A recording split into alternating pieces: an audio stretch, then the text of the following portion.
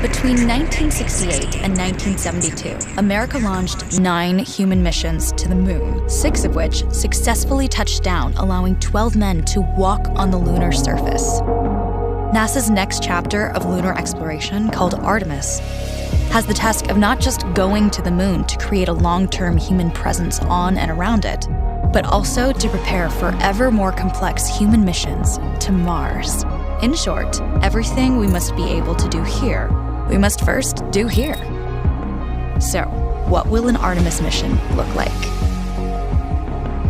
Everything is designed and tested with our most important element in mind, the astronauts. This is their deep space, human-rated spacecraft called Orion, built in 3 parts. The crew module, where up to 4 astronauts will live and work throughout the flight. The service module, with life support systems for the crew and its own engine and fuel reserves.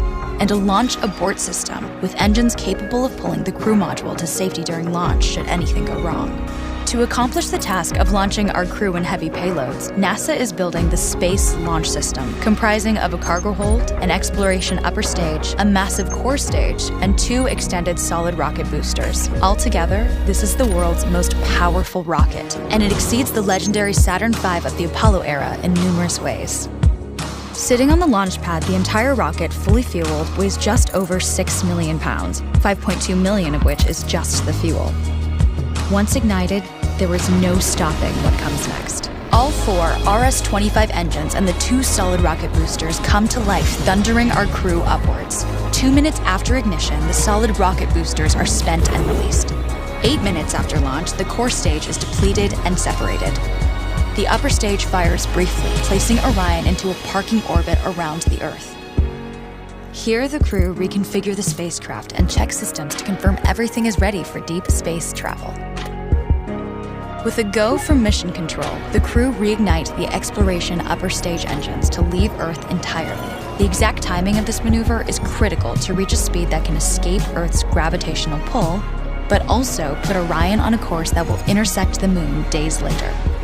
Once this burn is complete, the upper stage of the SLS is jettisoned and the crew aboard Orion coast for several days toward all that awaits them at the moon. Approaching the moon, we see the fundamental differences between Artemis and Apollo. Instead of requiring Orion to serve as an expendable lunar command module or to carry a constrained lunar lander, the Artemis missions will take advantage of a different approach: pre-staging. Everything needed for lunar missions will be positioned in advance by commercial and international partners. This includes rovers, science experiments, and human-rated systems on the surface. But it also includes a dedicated lunar station in orbit around the moon called Gateway.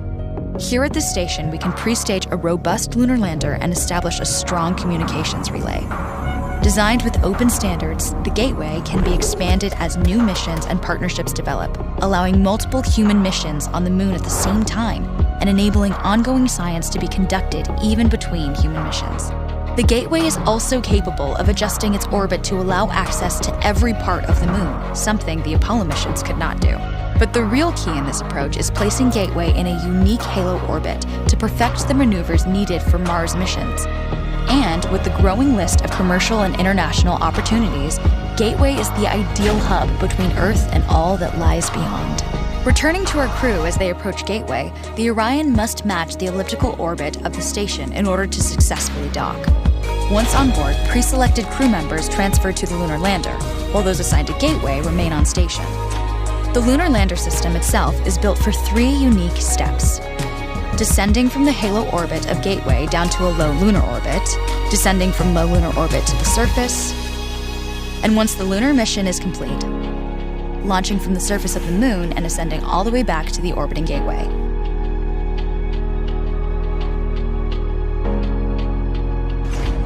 Once back aboard the Orion spacecraft and undocked from Gateway, the crew fire their engine once to break out of the halo orbit and once again to sling the spacecraft around the moon, placing it on a multi-day trajectory back towards Earth.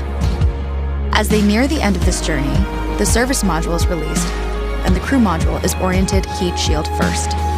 Entering Earth's atmosphere at 25,000 miles per hour, the friction of air slows Orion considerably, while also subjecting it to temperatures of 5,000 degrees.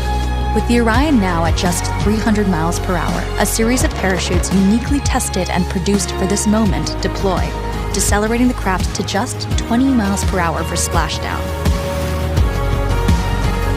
With each successful mission, Artemis ushers in the next wave of men and women to explore our moon and prove that together we are ready to go beyond.